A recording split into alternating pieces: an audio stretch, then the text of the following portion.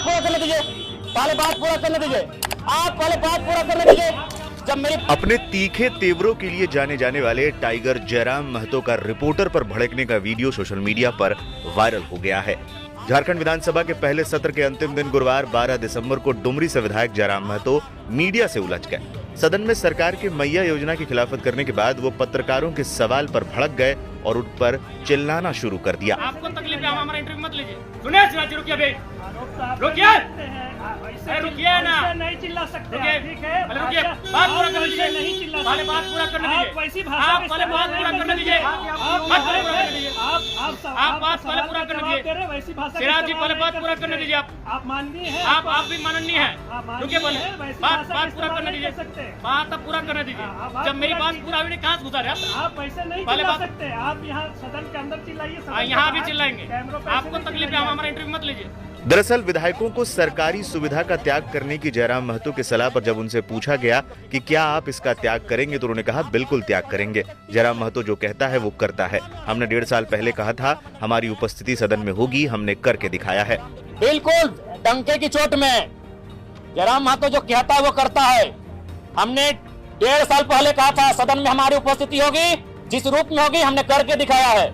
क्यों हुई बहस? जब जयराम महतो से ये बोला गया कि कुछ इसी तरह की बात अरविंद केजरीवाल भी करते थे, तो इस बात पर जयराम भड़क उठे और टेबल को ठोकते हुए पत्रकारों को उंगली दिखाकर कहा झारखंड को आंदोलन करके लिया गया है। केजरीवाल दिल्ली को आंदोलन करके नहीं लिए थे। मैं आंदोलनकारी का बेटा हूं। जिसके बाद मीडिया कर्मियों के साथ जयराम महतो की बहस हो गई। इस बीच जब पत्रकार ने विधायक को उनकी भाषा पर टोका तो विधायक महतो ने कहा वो सदन में भी चिल्लाएंगे और बाहर भी। अगर तकलीफ है तो इंटरव्यू ना ले। आप बात पहले पूरा करने दीजिए, सिराज जी पहले बात पूरा करने दीजिए। आप माननीय हैं, आप भी माननीय हैं, रुकिए, पहले बात पूरा करने दीजिए, बात अब पूरा करने दीजिए। जब मेरी बात पूरा हुई नहीं, कहाँ से घुसा रहे आप वैसे नहीं चिल्ला सकते। आप यहाँ सदन के अंदर चिल्लाइए, यहाँ भी चिल्लाएंगे। आपको तकलीफ है, हमारा इंटरव्यू मत लीजिए, आप मेरा इंटरव्यू मत लीजिए। ऐसे भी चुनाव में नहीं लिए थे, ऐसे भी चुनाव में नहीं लिए थे। बता दें विधानसभा परिसर में पत्रकारों को संबोधित करते हुए जयराम महतो ने सरकार की मैया योजना की आलोचना की थी। उन्होंने कहा था सरकार इस योजना की महिमा मंडन कर रही है, जैसे 2,500 की राशि नहीं महिलाओं को 2.5 लाख की नौकरी दे दी गई हो। इसके बाद वो विधायकों की सुविधाओं पर आए। झारखंड में अगर आम व्यक्ति लाचार है या बेबस है तो इसका कारण ये माननीय है। उन्हें घर से रांची बस या ट्रेन में बैठकर आना चाहिए और उन्हें सारी सुविधाएं त्याग कर सरकारी स्टाफ की तरह क्वार्टर में रहने और विधानसभा में बस के जरिए आना चाहिए। आदरणीय मुख्यमंत्री को दोबारा बहुमत से चुनकर आने के लिए भी धन्यवाद। माननीय वित्त मंत्री के द्वारा अनुपूरक बजट, द्वितीय अनुपूरक बजट जो 4,833 करोड़ 39 लाख लाया गया है, जबकि यही सरकार ठीक कुछ दिन पूर्व प्रथम अनुपूरक बजट, माफ कीजिएगा, प्रथम अनुपूरक बजट 4,833 करोड़ 39 लाख का लाया गया था और आज पुनः द्वितीय अनुपूरक बजट जो कि 11,697 करोड़ 45 लाख की राशि लेकर आए हैं। तो महोदय, जब पूर्व में हमारे पास जो निर्धारित राशि होती है और उन राशि को अगर हम खर्च नहीं कर पाते हैं तो फिर ऐसे बजट का एक दिशा का होना और राज्य की दिशा का अलग होना, कहीं ना कहीं चरितार्थ को हम लोग उदाहरण के रूप में प्रस्तुत करते हैं।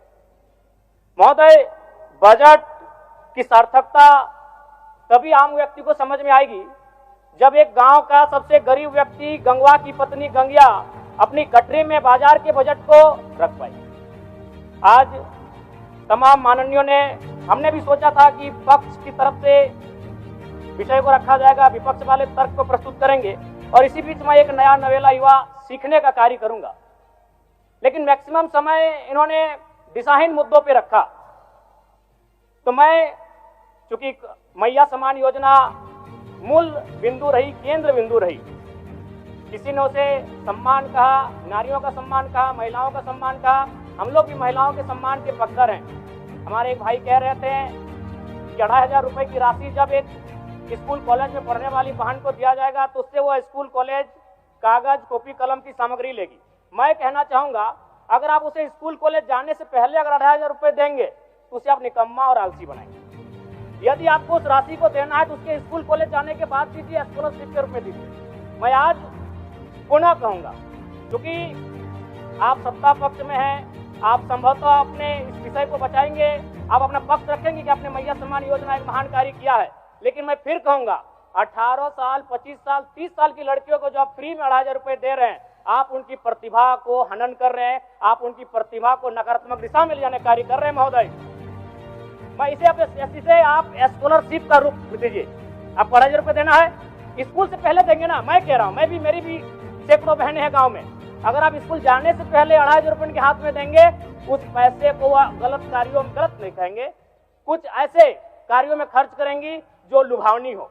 स्कूल जाने के बाद, अटेंडेंस के बाद अगर आप देंगे स्कॉलरशिप के रूप में, तो वो बहन स्कूल तक जाएगी। दूसरा सवाल और एक महत्वपूर्ण विषय महोदय। एक मिनट, माननीय सदस्यगण, सभा की सहमति हो तो सदन की कार्रवाई समाप्त होने तक समय बढ़ाई जाए।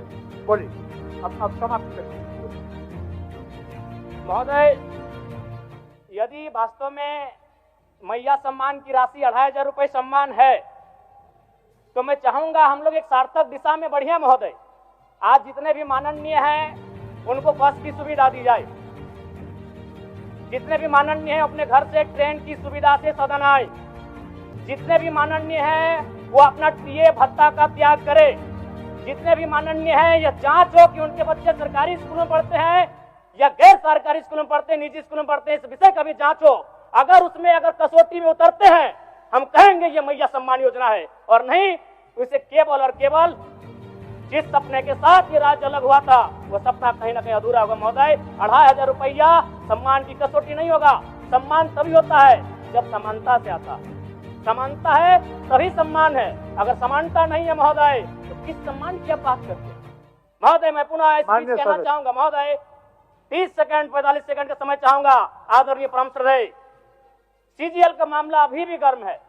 यदि सरकार को लग रहा है वो सच्चे हैं, तो सांच को आंच क्या करा लीजिए जांच। सांच को आंच क्या करा लीजिए जांच। और अब कब तक बहाना दीजिएगा कि ये विपक्ष की साजिश है? विपक्ष के सारे पे छात्र सड़कों पे नहीं है, सपने टूट रहे हैं, सपने नेशनल नाबूद हो रहे हैं, इसीलिए छात्र सड़कों पर है। और याद रखिएगा, उनके सपनों के बीच कोई आएगा, पहाड़ आए, दरिया आए या चट्टान आए, छात्र टकराएंगे महोदय। मैं फिर कहूंगा, यदि आप सच हैं तो सच को आंच क्या कराइए जांच, सीजीएल की जांच हो। मैं पुनः कहूंगा, सत्यान आधारित स्थानीय नीति, विस्थापन नीति पुनः समीक्षा करते हुए लागू कैसे हो, उस दिशा में राज्य को बढ़ना चाहिए। और महत्वपूर्ण विषय महोदय, मैं ये कहना चाहूंगा,